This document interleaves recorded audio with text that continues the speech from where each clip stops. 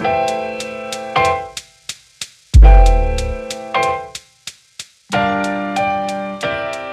right, what's going on? This is Lael. I'm here today with Pastor Manoj.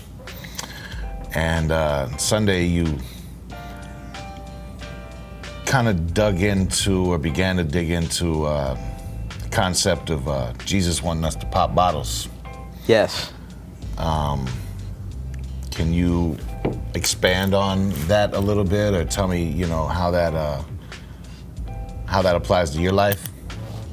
Sure, Lael. As I was thinking about this series we're working on and this topic of emotional health, I thought about how is emotional health a factor in how I was raised and how I was wired from the earliest of life and growing up. And I remember just emotions, just overall, it wasn't something that was something we shared a lot about, right, at the dinner table, or something we talked about in my family, because we felt like that was, something that was weak. Like, don't share about your feelings or things that you struggle with. Focus on more of the positive, or focus on moving forward, because, we were worried about things like survival and getting ahead and, making that dollar, right? So it was like, get focused on things and don't let the other stuff you can't control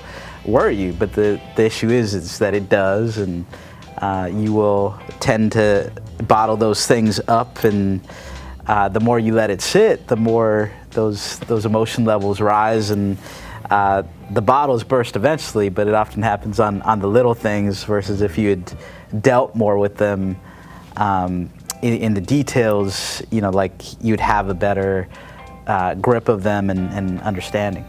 Do you see that affecting your life now, as a father and a husband? Sure. And is there a way that you try to tackle that in the home now? Definitely. I think as a pastor as well, I hear from a lot of people, but myself included, there's a struggle about anxiety. How are we going to make it with an economy that's not so good? We're all struggling with finances at times, and there's a lot of worries about how everything's going to get provided for. And then with, having children and how they're going to be raised right, and, do you spend enough time and needing to do more? Anxiety is a big factor. And one of the things I've been comforted by and just learned from a lot is when Paul talks in Philippians 4 in verse 6, he says, do not be anxious about anything, right? But in every situation, in prayer and petition, and thanksgiving as well, just give your requests to God.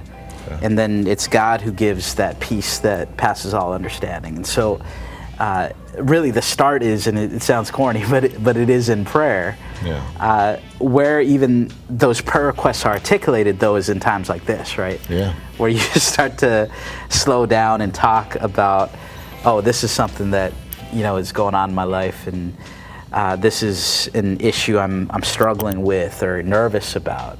And as those things come out, okay, I can talk about it with you, but in relationship, I can also give that to the Father now. Right. And now it's out of my bottle and I can give it to God and help him, let him into that equation. And so I have my mind, often just as a manager of resources, of staff, of other things, I want to go into strategy. I hear a problem, how can I fix it? How can I get my team to fix it? Yeah. Whereas you got to start with, let me pray on that. Let me get God's presence and his peace first. I would start with that, yeah. Yes, and let it flow from there. Well, cool.